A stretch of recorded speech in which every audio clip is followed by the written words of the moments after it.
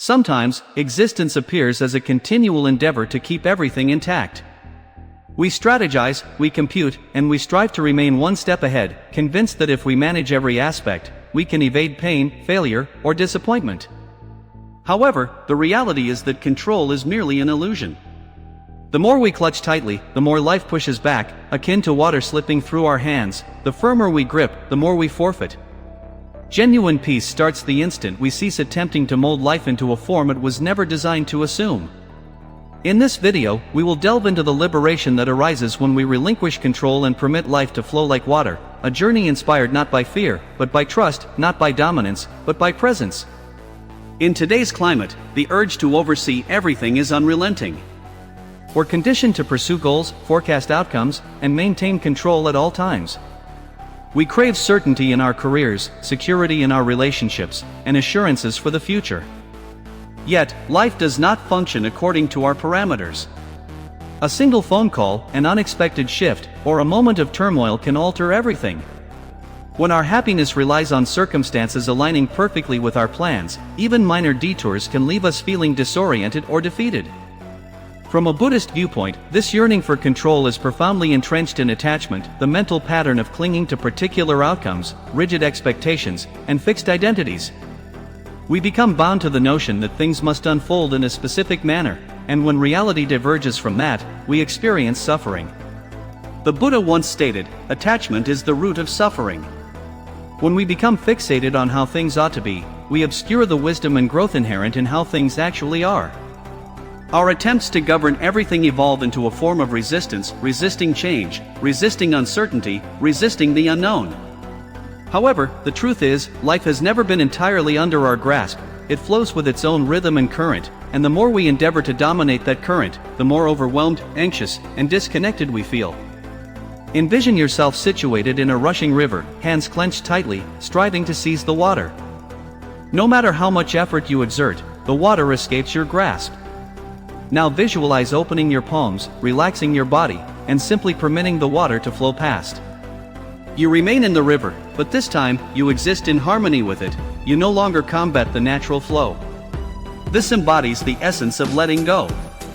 It doesn't imply that you cease to care or stop making efforts. It signifies that you cease the struggle, you stop compelling and allow life to unfold, understanding that not everything requires your control to work out favorably. At times, what we perceive as losing control is, in fact, being liberated. In Taoist philosophy, there exists a concept called wu-wei, which denotes effortless action or non-forcing. It refers to a life lived in accord with the natural order rather than in perpetual opposition to it. This wisdom is also reflected in Buddhist ideology, where non-attachment and mindful presence are fundamental to inner tranquility. Letting go does not equate to becoming passive or apathetic. It signifies taking action when necessary but without the urgency to impose a specific outcome. It entails placing trust that when you contribute sincerely and clearly, life will respond in its own manner and time. Frequently, the very aspects we attempt to control the most, relationships, success, health, are the ones that necessitate the greatest trust and patience. By surrendering control, we create space for flow, and within that flow, something gentler and wiser can emerge. There is a tale that beautifully illustrates this concept. A man once fell into a tumultuous river during a storm. Instead of panicking or thrashing against the current, he surrendered. He permitted the river to carry him, preserving his energy, remaining composed, and allowing the water to do what it does best. Ultimately, the current brought him to the riverbank, where he was able to ascend to safety.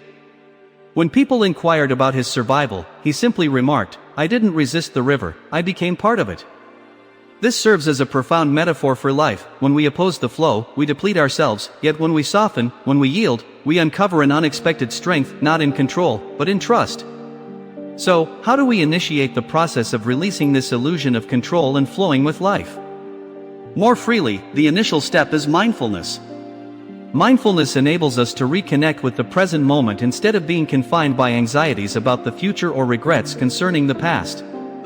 When plans disintegrate or life deviates from our expectations, instead of responding with panic or frustration, we pause, we breathe, we observe, and we provide ourselves with the space to respond rather than merely react.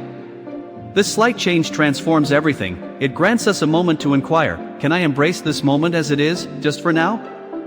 Not because it is flawless, but because it is authentic.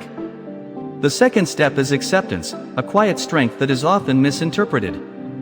Acceptance does not equate to surrender, rather, it is the courageous act of confronting reality without denial or resentment. It involves acknowledging what is, even when it's painful, and meeting it with compassion. The Buddha taught that while pain is unavoidable in life, suffering, the mental anguish we impose on top of pain, is optional. Much of our suffering stems from our resistance to what is beyond our control. By ceasing to fight against reality, we regain our inner tranquility. The third step is flexibility. Flexibility is not a sign of weakness, it is the capacity to adjust without breaking, to bend without succumbing to despair. Like bamboo swaying in the wind, we remain rooted in our values while being adaptable in our responses. Rather than stating, "This should not be occurring," we come to ask, "How can I flow with this?" We abandon the clinging to a rigid notion of how life should unfold and open ourselves to the possibility that this moment, although not what we desired, may still offer something valuable. In our daily lives, this mindset proves to be powerful. We become less reactive in our relationships, allowing others to be themselves rather than attempting to exert control over them. We grow more resilient at work, striving to do our best while letting go of the need for perfection. We learn to navigate uncertainty, not with fear, but with curiosity. We stop requiring all the answers before we can experience peace because we have understood that peace arises not from control, but from surrender. Letting go is not a singular choice, it is a daily practice, a gradual easing. Some days it will feel effortless, while on others, it may seem nearly impossible. However, each time we opt to release, even just a little, we become lighter, more open, and more attuned to the quiet wisdom of life itself. We start to realize that letting go is not about loss, it is about trusting that life, in all its unpredictability, still knows the path.